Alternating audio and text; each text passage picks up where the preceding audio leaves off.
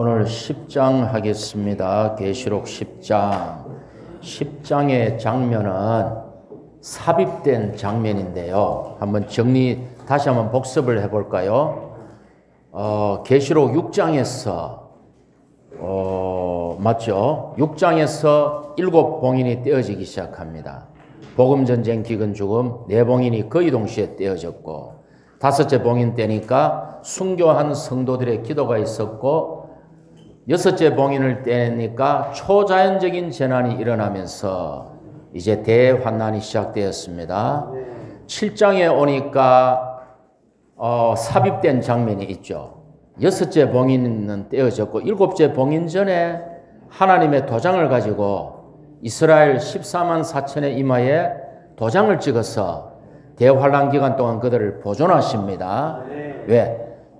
제사장 왕국이 천년왕국 때 있어야 되니까. 또 하늘에 휴거된 수많은 무리들이 있습니다. 그죠? 8장에 오니까 이제 7째 봉인을 딱 떼니까 8장에 오니까 7 나팔이 준비되는데 첫째, 둘째, 셋째, 넷째 나팔에 초자연적인 재난들이 또 일어납니다. 5째, 6째, 7째 나팔이 화로다. 3가지 화잖아요. 그러니까 5째 나팔이 첫 번째 화로서 메뚜기들이 나와가지고 5개월 동안 이스라엘 사람들을 괴롭힙니다. 고통을 주죠. 6째 나팔을 부니까 2억의 기병대가 유프라테스 강을 넘어오는 그 장면입니다. 그리고 이제 7째 나팔을 불기 전에 오늘 10장이 또 삽입입니다. 그죠? 그러니까 6째 봉인 떼지고 7째 봉인으로 넘어갈 때 삽입의 장면이 있었고 6째 나팔에서 7째 나팔 넘어가기 전에 삽입의 장면이 있었습니다. 지금 그 장면이에요. 그래 이제 보니까 1절에 보니까 또 내가 보니 다른 힘센 천사께서 하늘에서 내려오시는데 구름을 입고 머리에는 무지개 얼굴은 해와 같고 발은 불기둥과 같으셨습니다. 자, 다른 천사가 계시록에 4번 나옵니다. 이 다른 천사는 그리스도입니다. 이 다른 천사는 그리스도예요. 언제 4번 나옵니까? 첫 번째는 아까 말씀드린 계시록 7장에서 다른 천사이신 그리스도가 하나님의 도장을 갖고 와가지고 이스라엘 12지파의 그 14만 4천인의 이마에 도장을 찍습니다. 그죠? 두 번째, 이제 7째 봉인이 떼어진 후에 7 나팔이 불기 전에 다른 천사이신 그리스도가 대제사장으로서 금향로에 성도들의 기도를 담아서 아버지 하나님께 드리죠. 그리고 그 향로에 번제단에 불을 담아서 땅에 쏟아버리니까 7 나팔의 화가 시작되는 것입니다. 그러니까 다른 천사 2번 나왔어요. 세 번째가 오늘 여기 10장 1절이에요. 다른 천사이신 그리스도가 땅을 접수하기 위해서 하늘에서 내려오시는 장면입니다. 마지막 한 번이 어디 나오는가 하면은 계시록 18장에 물질적인 바벨론이 무너질 때 하늘에서 다른 천사가 내려오시면서 무너졌도다 큰 바벨론이여 이랍니다. 그러니까 온 우주에 할렐루야 소리가 4번 나오죠. 신약 성경에서 할렐루야가 나오는 것은 계시록 18장이 유일합니다. 그죠? 할렐루야 우리 참 많이 나오는 것 같은데 계시록 18장밖에 없어요. 여기 19장인가요? 18장 맞죠? 예. 그 할렐루야가 4번 나옵니다. 신약 예. 시편 150. 그러니까 신약에는 여기가 유일하다는 거예요. 할렐루야가. 이제 그래서 다른 천사이신 그리스도가 내려오는데 이분이 입고 있는 옷은 뭐다? 구름을 입고 있고 쓰고 계신 모자는 머리에는 무지개가 있고 얼굴은 해입니까? 해와 같습니까? 해와 같아요. 발은 불기둥이에요? 불기둥과 같아요?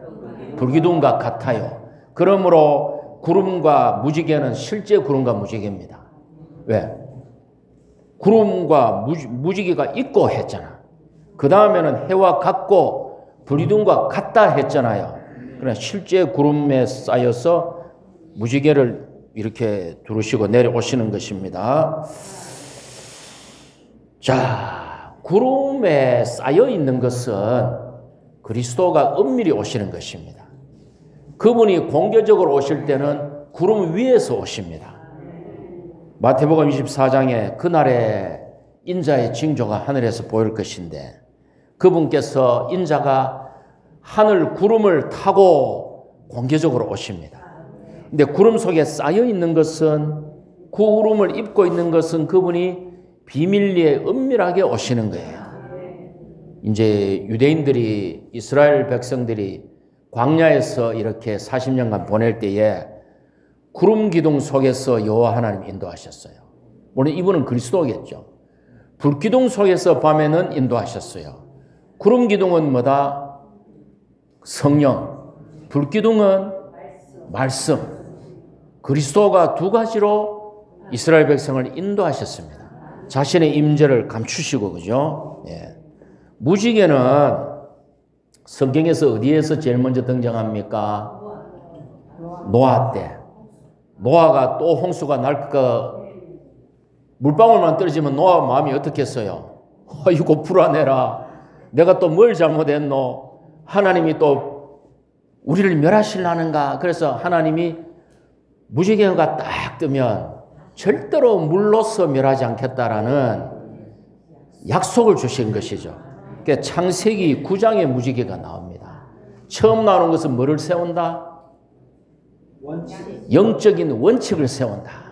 하나님이 이랬다 저랬다 사람처럼 시건하는 분이 아니고 처음에 나오는 것은 영적인 원칙을 세웁니다. 그죠? 그래서 이 무지개는 하나님의 그 언약을 신실하게 지키시는 것을 의미합니다. 근데 여기에 하나님이 무지개를 쓰고 무지개를 입고 이제 이렇게 오셨으면 자, 그러면 이제 얼굴이 해와 같다는 것은 그분이 해로서 나타나시는 것은 공개적인 오심입니까? 비밀한 오심입니까? 공개적인 오심이에요. 새벽별로서 오시는 것은 비밀한 오심이에요. 자, 그럼 이제 여기 우리가 갈등이 생깁니다. 잘 보세요. 구름을 입었어요. 비밀리에 오시는 거죠. 근데 그분의 얼굴이 해 같아요. 공개적으로 오시는 거죠. 이게 무슨 말입니까? 두 가지를 좋아하면 아직은 그리스도가 감추어져 있지만 공개적으로 오실 날이 임박했다. 맞습니까?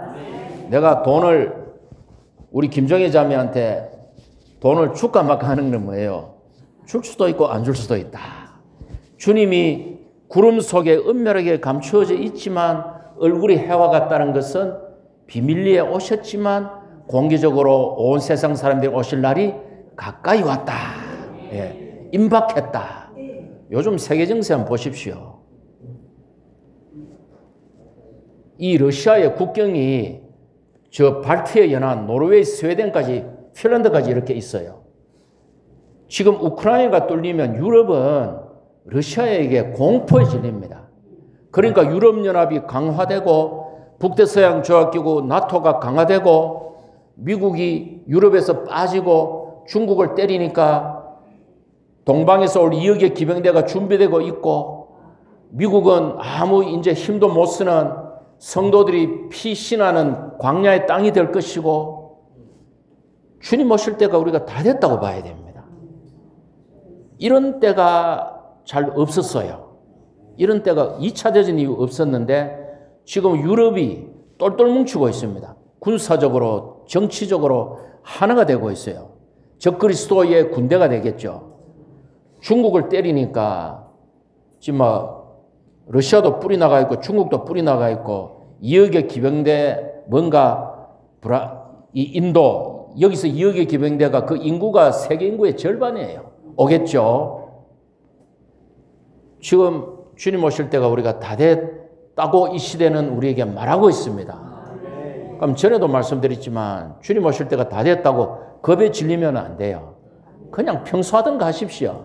아침마다 부흥되고 날마다 이기고 매주 한번 복음 전하고 목양하고 신방하고 그거 해야 되지. 다른 거 흰 옷 입고 산에 가도 안 되고요. 누구는 옛날에 뭐 산속에 가서 대환란 올 때 산속에 들어가서 자연인 하면 피할 것이다. 미안하지만 그 웃기는 얘기입니다. 초자연적인 재난이 일어나는데 그게 됩니까 그게? 그러니까 평소 하는 거 하면 되고 두려워하거나 마음이 동해서는 안 돼요. 아니 뭐 내일 죽으면 죽는 거지 뭐. 다 살 만큼 안 사셨으면 저를 포함해가지고. 그러니까 겁내지 말고 계속 주님과 이 교회생활 열심히 하면 됩니다. 방주 안에 있어야 돼요. 방주 안에.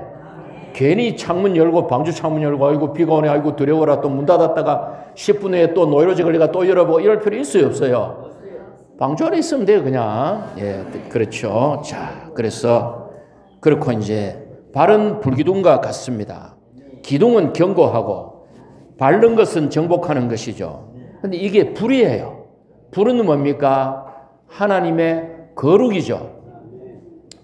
두루도는 화염검이 그룹들과 두루도는 화염검이 에덴 동산으로 들어간 입구를 지켰습니다. 그룹들은 하나님의 영광이고 화염은 하나님의 거룩이고 검은 하나님의 공의잖아요. 불은 하나님의 거룩이다. 그분의 발이 불기둥과 같다는 것은 그분의 거룩함을 따라 땅을 정복하고 심판하신다. 자, 요즘 라이프 스터디 공동축은 마태복음 하는데 구약에는 살인을 하면 율법을 어기죠. 이건 하나님의 공의를 따른 것입니다. 맞습니까? 신약에는 사람을 형제를 미워하게만 해도 살인한 것이죠. 이것은 내적 동기 하나님의 거룩을 따른 것입니다. 더 높아졌죠. 제가 이 말 해놓고 생각해 보니까 제가 지금까지 60몇 살 살아오면서 제가 죽인 사람이 한 2트럭은 넘을 것 같아요. 하여튼 그 참 우리가 그래서 하나님의 거룩의 기준으로 볼 때 그리스도가 우리 안에서 영향을 발휘하지 않으면 우리는 이것을 이룰 수가 없습니다. 왜 거룩한 성입니까? 그게 하나님의 본성이기 때문에 그 성이 하나님의 복사판이기 때문에 그런 거예요. 거룩한 성 안에 들어갈 수 없는 게 속된 것, 가증하고 거짓을 일삼는 사람들 세루살렘에 들어가지 못합니다. 허풍치는 사람들 세루살렘에 들어가기 어렵습니다. 허풍. 그러니까 이 속되고 가증하고 거짓을 일삼는 사람은 예루살렘에 들어가지 못합니다. 이게 거룩한 성이기 때문에 그렇죠. 자, 이제 2절로 한번 2절 3절을 보면 이 천사의 손에 펴진 두루마리가 있고 오른발로는 바다를 왼발로는 땅을 디디고 계신데 사자의 울부짖는 소리로 외치시니까 7 천둥이 제 소리를 발했죠. 4절, 2절, 3절 보셨습니까? 예. 자, 그러면 왜 이것이 펴져 있고 작은 두루마리입니까? 왜 이것이 펴져 있고 작은 두루마리입니까? 어린 양 그리스도가 봉인을 지금 7개를 다 떼셨죠? 7개를 뗐기 때문에 펴진 두루마리예요. 7개가 이루어졌고 7 봉인 안에 있는 7 나팔이 있는데 첫째, 둘째, 셋째, 넷째, 다섯째, 여섯째 나팔이 부러졌고 마지막 7째 나팔만 남아있죠. 그러니까 다 떼지고 성취됐으니까 펴진 작은 두루마리입니다. 됐죠? 펴진 작은 두루마리를 손에 들고 자, 이분이 하늘에서 내려왔잖아요. 맞습니까? 하늘에서 내려오셨는데 발로 땅과 바다를 밟고 계시니까 성경에는 하늘과 땅과 바다를 언급하면 온 우주가 됩니다. 온 우주. 물론 더 넓은 우주가 있지만 주님이 우리에게 허락하신 우주가 되는 것입니다. 그러므로 이분이 만주의 주요 우주의 주재자이십니다. 이분이 사자의 울부짖는 것처럼 큰 소리로 외치셨습니다. 사자는 잠언 19장에 보면 이런 말이 있습니다. 왕의 진노는 사자의 으르렁거림 같으나 왕이 한마디 해보십시오. 왕이 무엄하도다 한마디 하면 신하들이 어떡합니까? 숨도 못 쉬죠. 숨도 못 쉽니다. 그래서 성경에는 왕을 사자에 비유합니다. 여호와의 음성을 사자에 비유합니다. 잠언에 또 보니까 사자가 포효하였는데 누가 두려워하지 않겠느냐. 주 여호와가 말씀하셨는데 누가 예언하지 않겠느냐. 사자와 주 여호와를 동격으로 놓죠. 이 사자가 울부짖는 것처럼 외치니까 7 천둥이 소리를 냈는데 사전에 뭐라 그럽니까? 요한이 7 천둥이 말한 것을 기록하려고 그러니까 하늘에서 어떤 음성이 들렸어요? 7 천둥이 말한 것들을 봉인하고 기록하지 마라. 그러니까 7 천둥이 그냥 우르릉 꽝꽝 이게 아니고 어떤 말을 한 거예요. 그러니까 요한이 이걸 기록하려고 그러니까 봉인해라. 감추고 덮어라. 기록하지 말고 말하지 마라. 자, 이게 무슨 말인가 하면 우리 하나하나 음미해 봅시다. 자, 다른 천사의 말도 하나님의 말씀입니다. 7 천둥도 하나님의 말씀입니다. 하늘에서 그걸 기록하지 마라 한 이 음성도 하나님의 말씀입니다. 요한이 지금 하는 말도 하나님의 말씀입니다. 됐습니까? 이 다 하나님의 말씀이에요. 그런데 왜 봉인하고 기록하지 말라 했을까요? 사람이 알기를 하나님이 원치 않는 말이 있습니다. 그 몇 가지가 있는데 제가 한번 말씀드려 볼게요. 첫째, 사람이 몰라도 크게 상관없는 경우가 있어요. 계시록 요한복음 21장에서 요한이 일합니다. 요한복음을 마치면서 예수님께서 행하신 일들이 이 밖에도 너무나 많이 있는데 이것을 내가 기록하려고 하면 이 세상에 기록된 책들을 다 동원해도 이것을 기록하기 어렵다. 그러니까 사도들은 그걸 봤는데 우리는 몰라요. 주님이 한 많은 일들을 몰라. 근데 몰라도 상관없어. 성경 66권으로 충분하다. 이 말입니다. 됐죠? 두 번째, 주님이 부활하시고 사도행전 1장에 보면 40일 동안 나타나셔서 하나님의 왕국에 관한 많은 일들을 말씀하셨습니다. 근데 그 말들이 뭔지 우리가 몰라요. 하나님의 왕국에 관한 일들을 말씀하셨다라고만 기록되어 있습니다. 우리가 몰라도 돼. 왜? 사도들의 가르침으로 충분하다 이겁니다. 자, 요게 첫 번째 경우. 두 번째 경우는 뭔가 하면은 말해 주어도 우리가 알아듣지 못하면 말하지 않습니다. 히브리서 저자가 뭐라 그럽니까? 이 멜기세덱에 관해서는 내가 할 말이 많다. 그런데 여러분이 듣는 것이 두나무로 내가 해석해 주기가 어렵다. 히브리 신자들이 이미 너무나 하락해버리고 흘러떠내려갔기 때문에 사도가 멜기세덱에 관한 것을 해석해 주려고 그래도 너희들은 구약 경륜과 신약 경륜이 지금 짬뽕이 돼가 있는데 내가 멜기세덱을 얘기해 줘도 너희들은 구약으로 돌아가지 못 알아듣는다. 말을 안 해버려요. 이 경우가 있습니다. 그죠?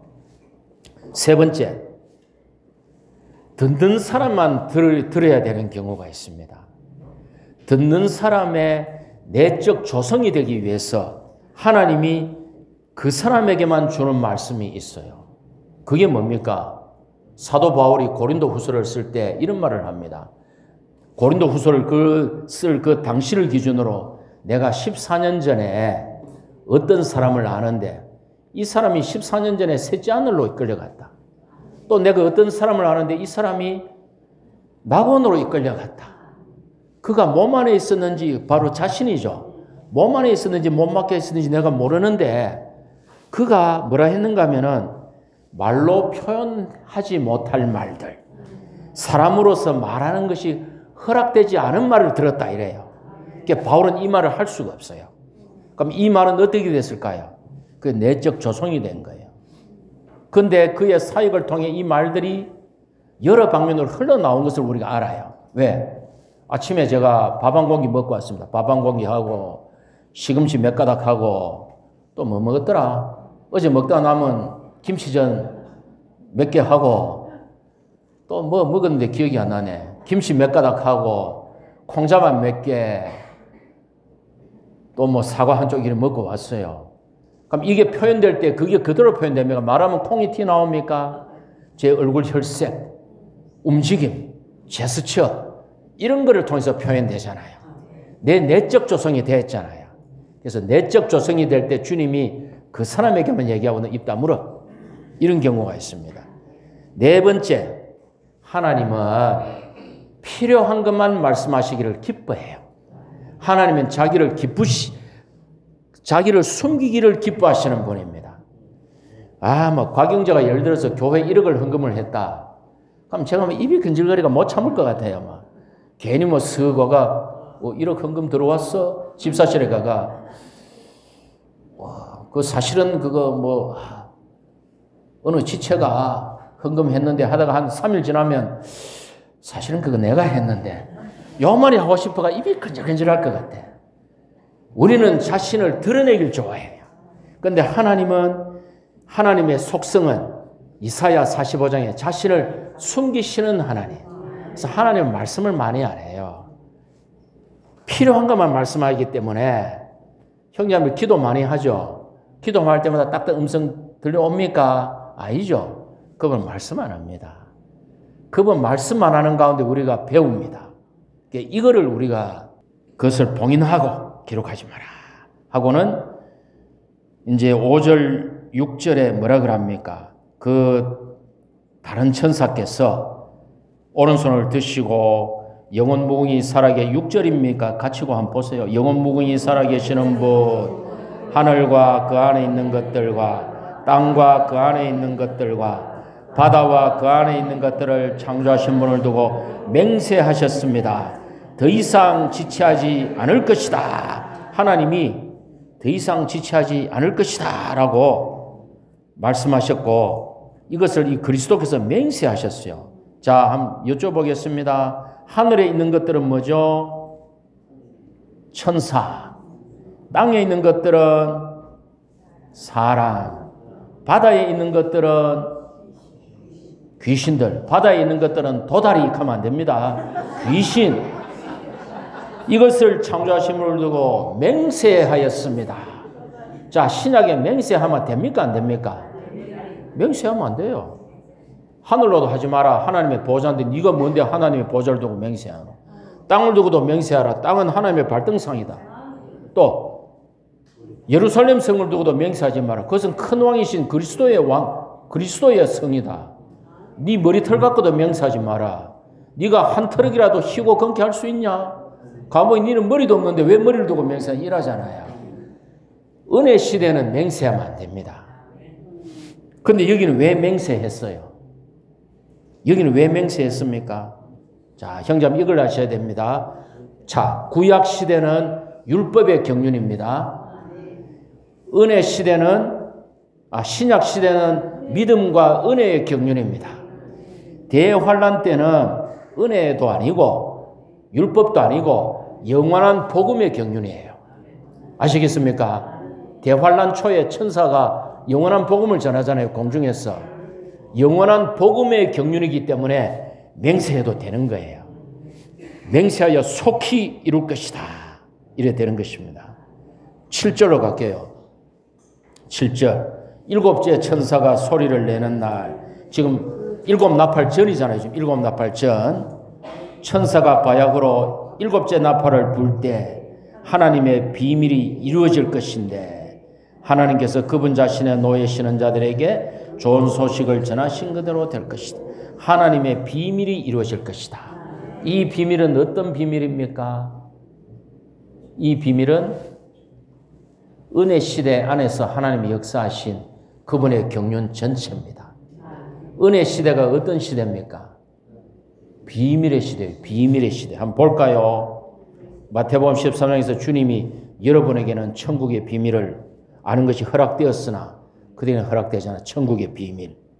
형제님들, 내가 로마서에서 바울이 내가 비밀을 말해주는데 이 비밀은 이방인들의 수가 차기까지 이스라엘의 사람들의 마음이 강팍해진 것입니다.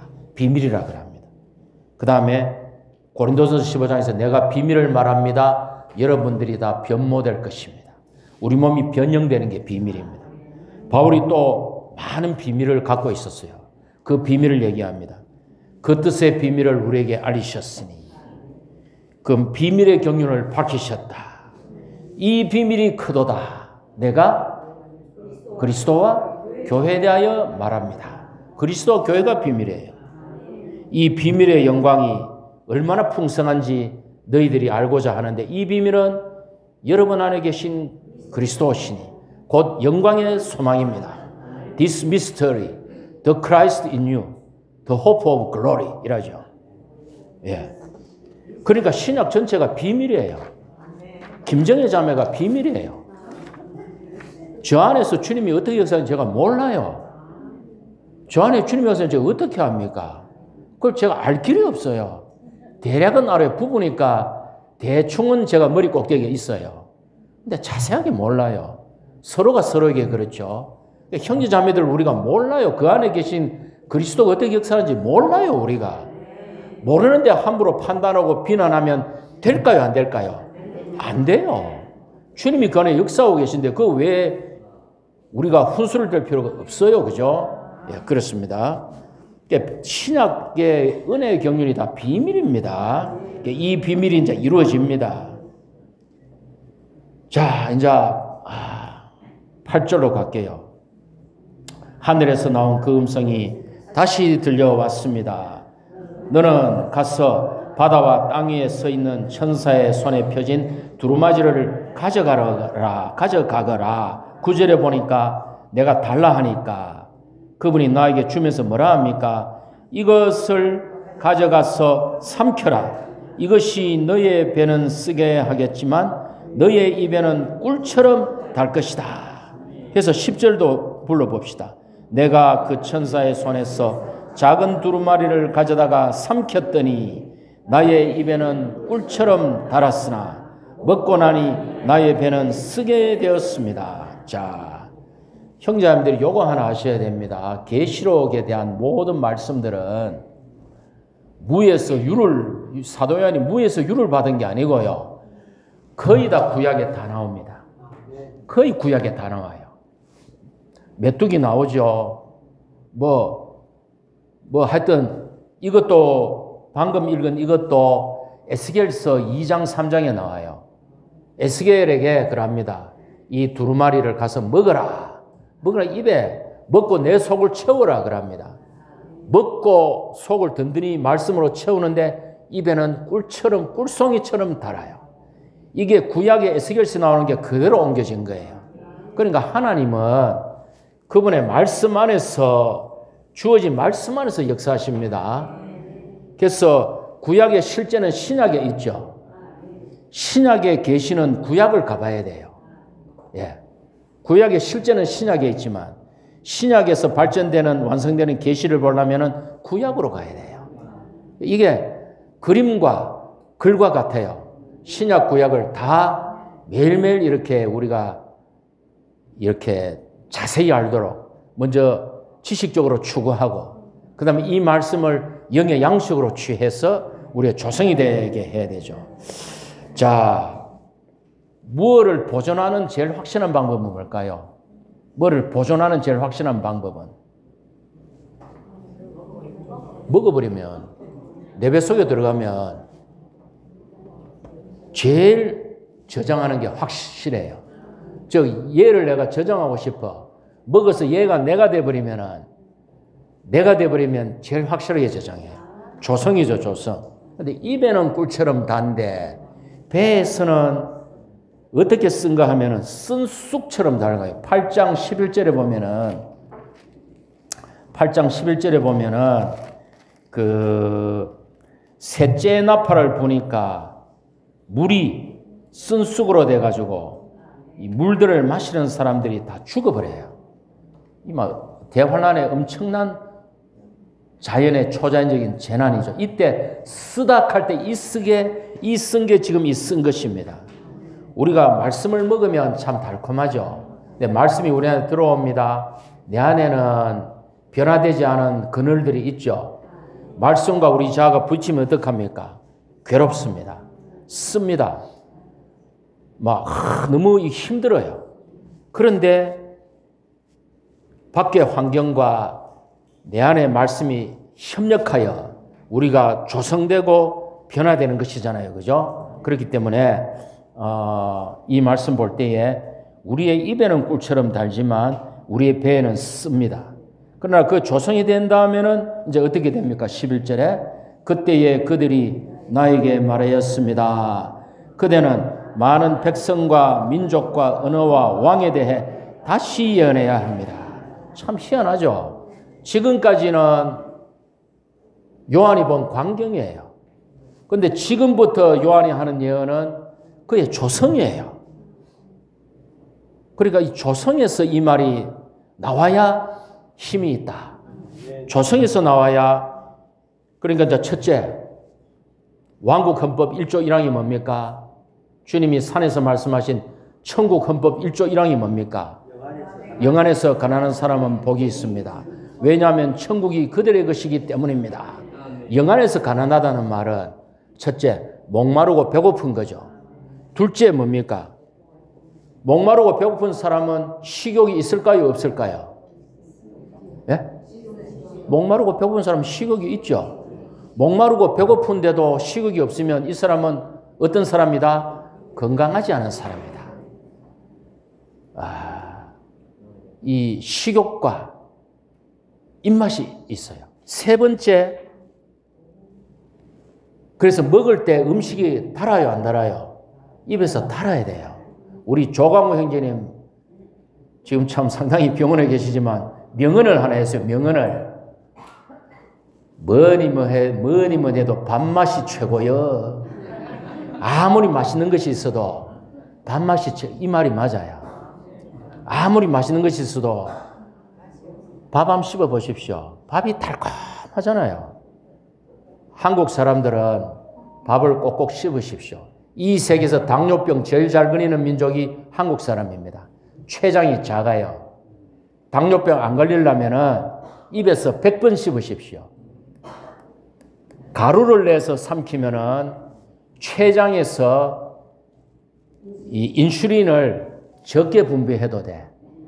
그 사람은 당뇨병이 안 걸려. 여기에 당뇨약 드시는 분 있을 거예요. 저도 막 먹는 게 너무너무 빠른데 입에서 100번을 씹으면 이 사람은 당뇨병이 안 옵니다. 생활 습관병이에요, 당뇨는.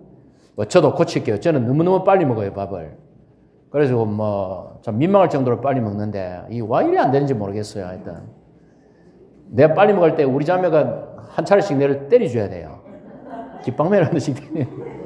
그래야 되는데 어쨌건 그래서 입에서 달아야 됩니다.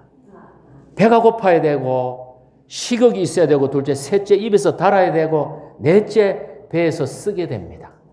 그 사람은 다섯 번째 말할 때 실제가 나옵니다. 그죠? 됐습니까? 자, 그래서 다시 예언하는 것은 조성에서 나온 것이다. 오늘 몇 가지에서 10장을 끝내겠습니다. 아멘.